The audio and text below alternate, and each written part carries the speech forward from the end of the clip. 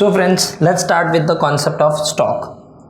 मैंने जैसे तुम्हें बताया था, स्टॉक का मतलब क्या होता है? Total quantity of A commodity available for sale with seller at a particular point of time. Means जितनी क्वांटिटी सेलर के पास अवेलेबल है बेचने के लिए, उसी को हम स्टॉक बोलते हैं।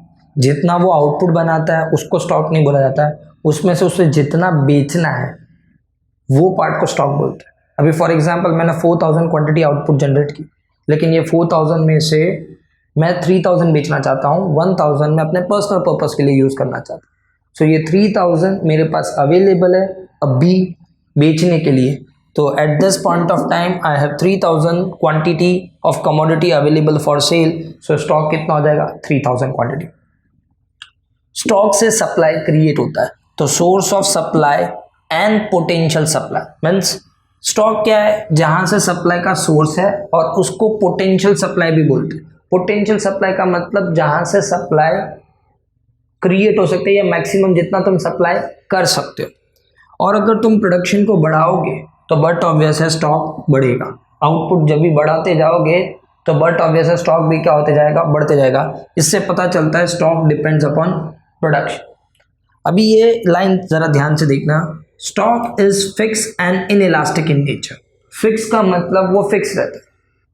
आज अगर मेरे पास 3000 क्वांटिटी है तो अभी के हिसाब से इतना स्टॉक है, वो फिक्स रहता है, वो बदलता नहीं है। बिकॉज वो कोई प्रोसेस नहीं है। प्रोसेस में क्या होता है? सेकेंड में आउटपुट आते रहते हैं। तो आउटपुट आने के कारण तुम क्या देखोगे? स्टॉक में चेंजेस होते होंगे। लेकिन ये एक स्टॉक कॉन्सेप्ट है जहां पर तुम क्या देखते हो कि वो एक टाइम पे एक फिक्स होता है। आज दुकान में जाओगे तो उसको पूछो कितने का स्टॉक है, तो वो बोलेगा इतनी क्वांटिटी अभी मेरे पास है।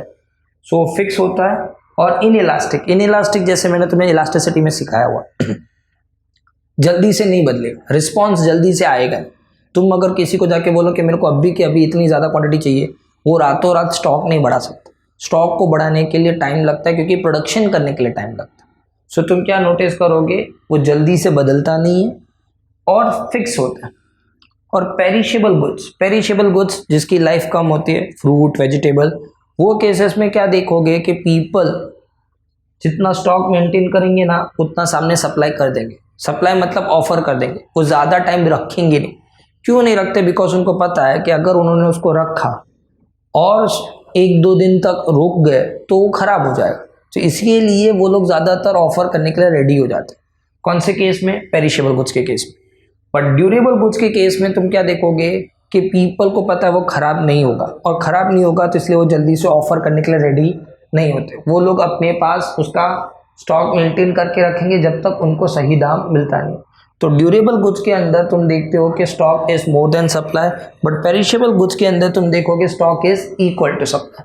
सो यहाँ पर मैंने एक सिंपल एक्सप्लेनेशन दे दिया regarding stock. Now let's continue with the meaning of supply.